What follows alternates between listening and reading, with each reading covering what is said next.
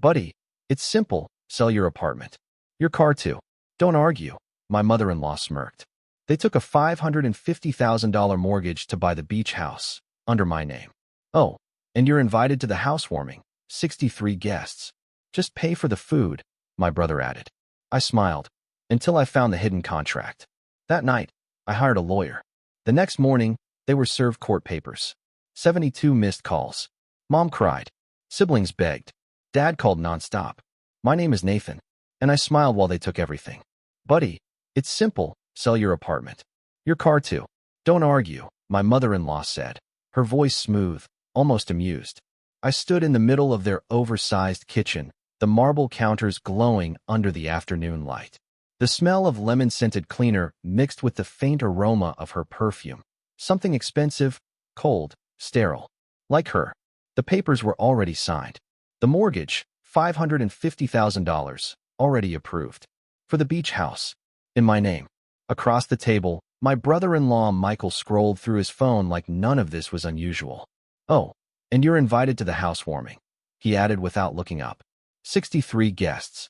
Just cover the food. I nodded, my jaw tightening just slightly. The smile held.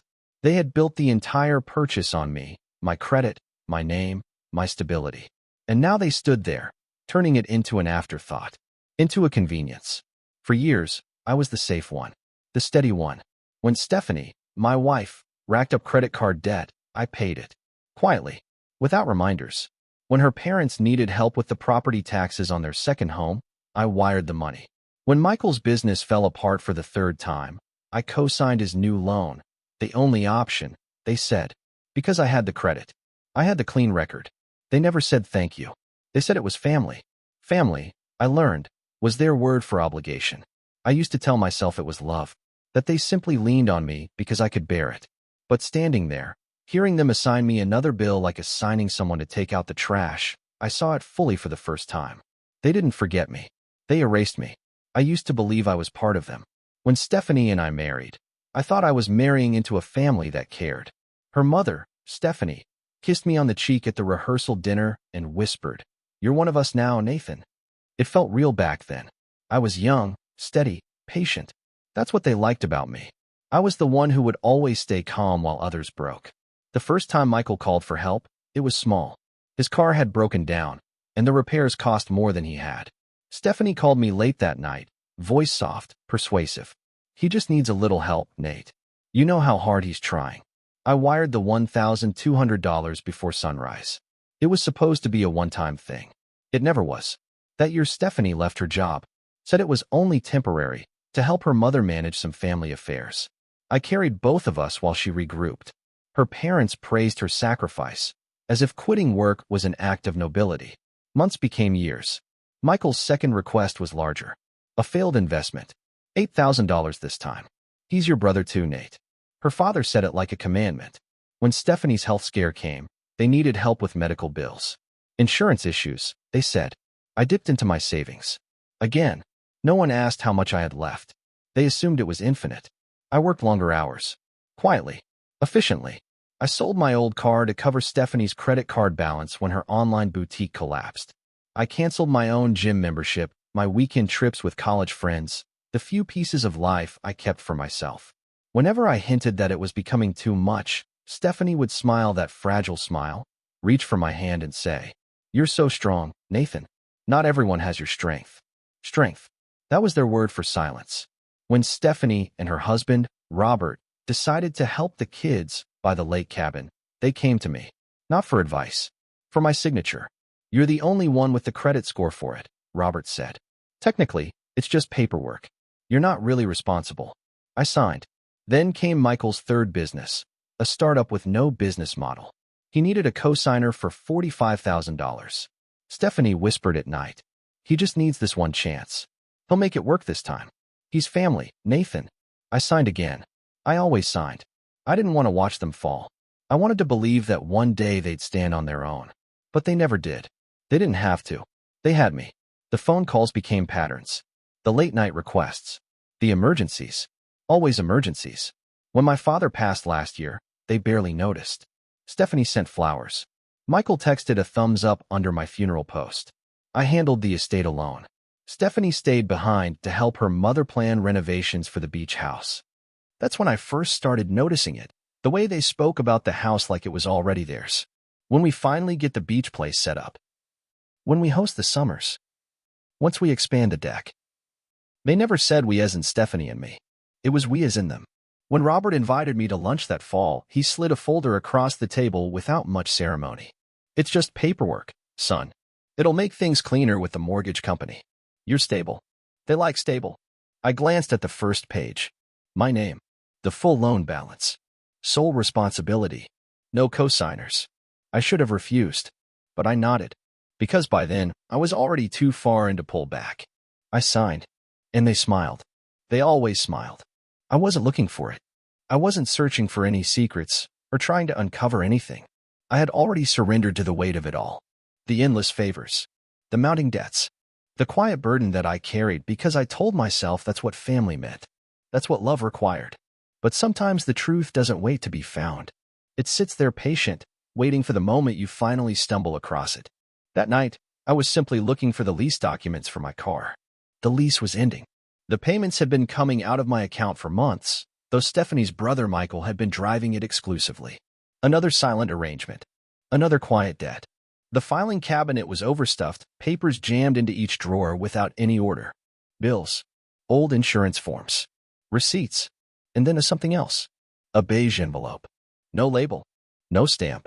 No markings. I almost skipped past it. But something in me paused. I slid it open. My hand steady. My breath even. Only the air seemed to shift, heavier, thicker. The first page was enough. Transfer of ownership agreement. I stared at my own name printed neatly at the top. Then at my signature, perfect, deliberate, familiar. I never signed this. The house. The beach house. The one purchased under my name. The mortgage I carried. The payments that drained my account every month while Stephanie's family sipped cocktails on its deck and called it our summer home. According to the contract, I had voluntarily transferred full ownership to Stephanie's parents. The ink wasn't even fully dry. There were notarized stamps. Witness signatures. Full legal transfer. Filed. Processed. Registered. All of it forged. All of it planned. The mortgage was still in my name, but the property itself was theirs. And what came next was obvious. Sell the house, take the profit, leave me with the debt. My name. My responsibility. Their windfall. My eyes scanned every page, property appraisals, plan listings, brokerage correspondences. They had lined it up perfectly. They hadn't rushed. They'd been preparing for months. And I never saw it. Because I trusted them. Because I was the steady one. The one who never said no. The one they could always depend on, not for advice, not for support, but for surrender. The full weight of it pressed down in that small, silent room. They hadn't forgotten me. They had erased me.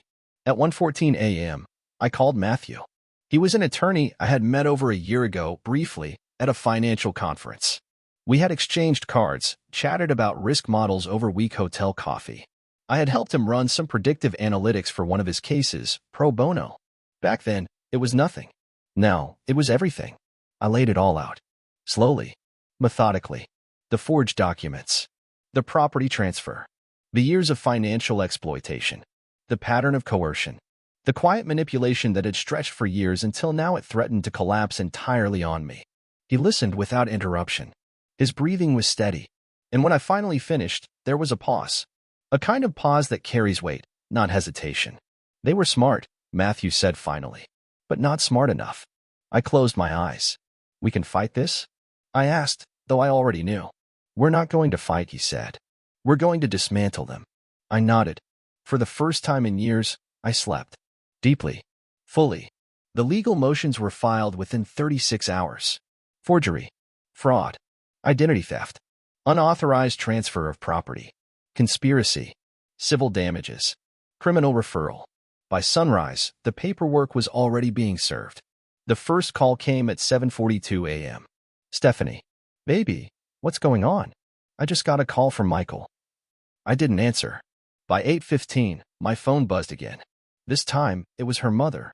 Nathan, buddy, this is just a misunderstanding. Let's not escalate things. Let's talk. I silenced the call. At 8:36, Michael texted. Come on, man.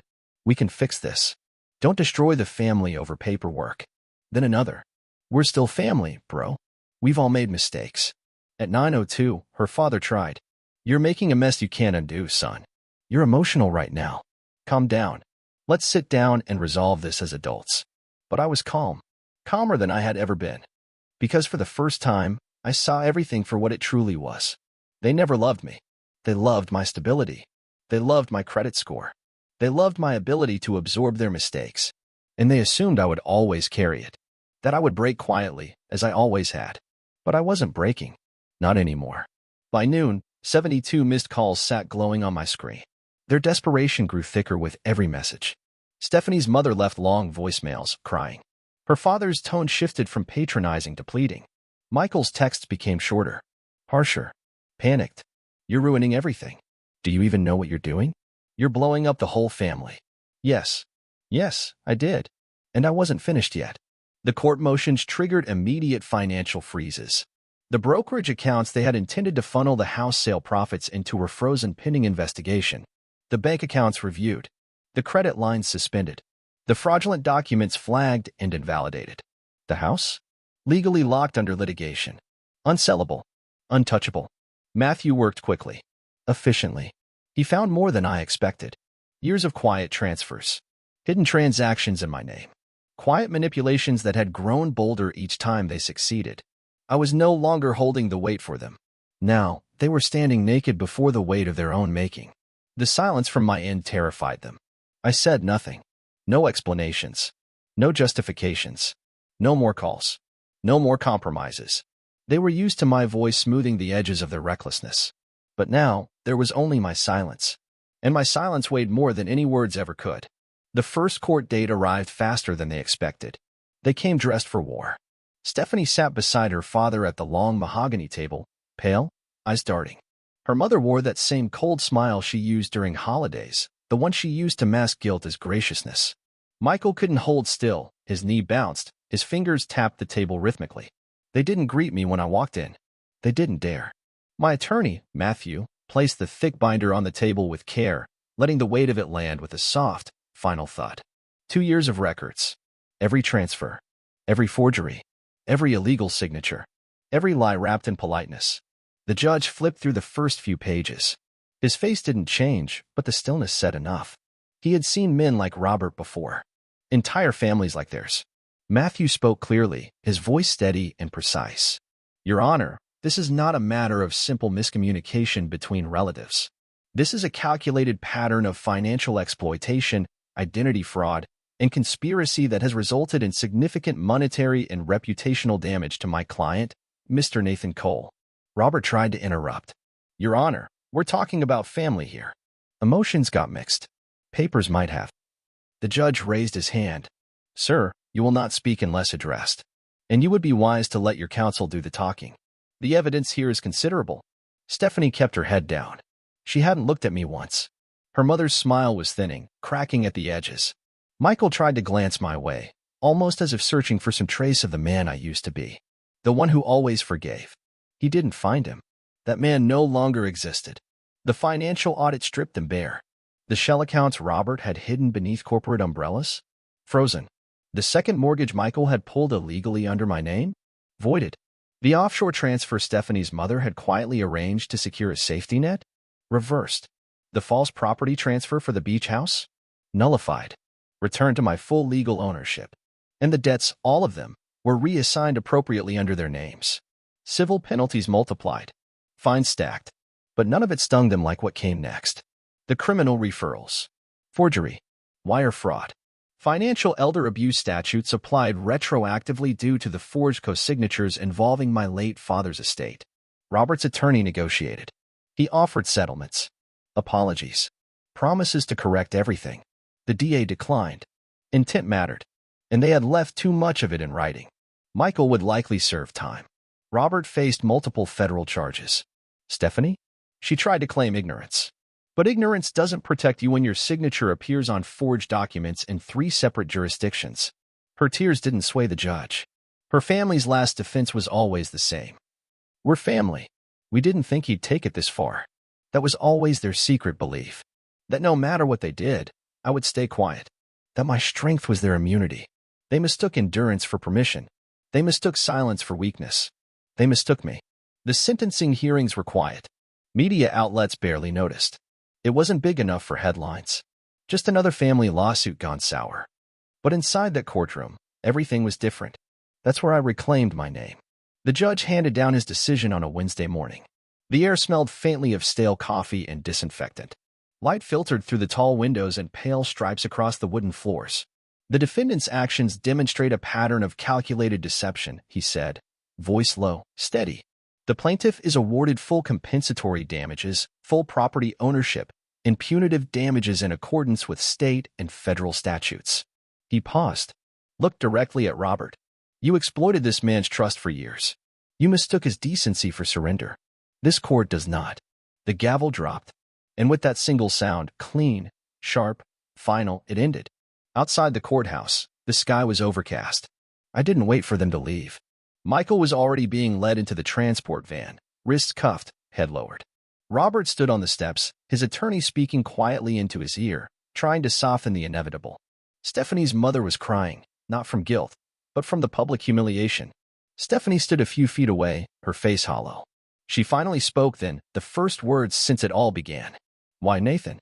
I turned, met her eyes, and answered without anger, without triumph, without venom. You erased me, I said softly. I just returned the favor. I didn't wait for her reply. There was nothing left to say. The beach house was empty when I returned. It no longer smelled like their gatherings. The air was sharp, clean. My footsteps echoed against the wood floors. For the first time, the silence wasn't heavy. It wasn't lonely. It was mine. The fraudulent mortgage had been discharged. The title fully cleared. The weight, gone. The financial settlements restored what they had drained for years. My accounts were mine again. My credit, restored. But none of that mattered as much as what I felt standing there. Control. After years of carrying them, after years of bending so they could stand taller, I stood alone. And I stood straight. This house was never meant for them. But now, finally, it was no longer theirs. It was mine. The house was quiet now. Not empty quiet. The kind of quiet that didn't accuse, or wait, or judge. Just stillness. Clean. The wind moved through the open windows, carrying the scent of the ocean into the wide living room. Sunlight stretched across the hardwood floor, warm and steady. I stood there for a moment, breathing it in. This was mine. Not because I fought for it. Because I stopped surrendering. I changed the locks that morning. Myself. The locksmith offered. I refused. I needed my hands on the metal, on the weight of each turn, each new beginning. The old keys sat on the counter, useless now. Their voices no longer echoed here. No demands. No thinly veiled requests wrapped in guilt. No soft manipulations hidden behind family dinners and empty smiles. No more, you're the strong one. I was never strong because they said so. I was strong because I stopped letting them define me. The phone didn't ring anymore. After the hearings, the begging had stopped. The apologies never came. Not really. Their version of sorry was only ever, why couldn't you have let it go? But letting go was exactly what I had done. I let go of being their solution. I let go of carrying them. I let go of waiting for people who only came when they needed something. They were used to me coming when it was convenient for them. I no longer came. In the evenings, I walked the shoreline alone. The waves whispered against the sand, soft and steady like breath. Like something ancient reminding me that time doesn't rush. I didn't bring music. I didn't bring noise. Just silence. And for the first time in years, the silence didn't weigh on me. It lifted me. One morning, I found an old photo tucked into one of the drawers they had left behind. From the early years, before everything unraveled. A summer barbecue. All of us smiling. It wasn't real even then. But I looked at it anyway. And then I put it back into the drawer and closed it. Some stories no longer need retelling. Some wounds don't need reopening. I rebuilt my life slowly. Deliberately. Not louder. Not bigger. Just mine. The weight of their expectations no longer lived in my chest. The debt was gone. The fear was gone. The invisible thread they had wrapped around my throat for years cut. I didn't announce my victories. I simply lived them. Quietly. People think closure is a conversation. It isn't. Closure is choosing peace when no one offers it to you. Closure is building something steady where they once left fractures. Closure is standing in the home they tried to steal and knowing, without needing anyone to say it, this house was never theirs. It's mine. And it always will be.